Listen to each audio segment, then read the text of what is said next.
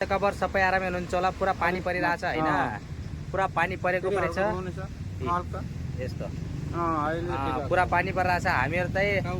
हामीहरू यो खाली चाय पिन गएको, पछाडि छाता किन लगाएको भनेपछि पछाडि जग्गा राम्रो छैन, त्यही कारणले पसल लगाएको मैले छाता। यो हो सिक्युरिटी दाजु।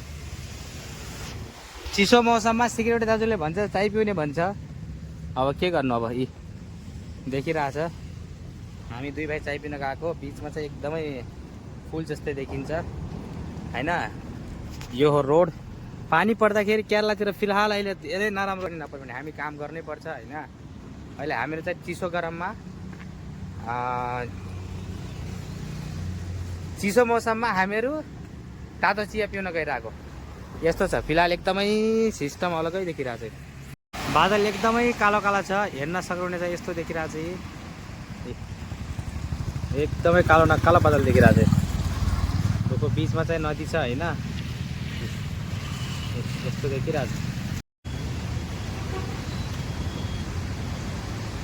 क्यामेरा यस्तो गर्नुपर्ने रहेछ, यस्तो गर्नुपर्ने रहेछ, खै थाहै भएन।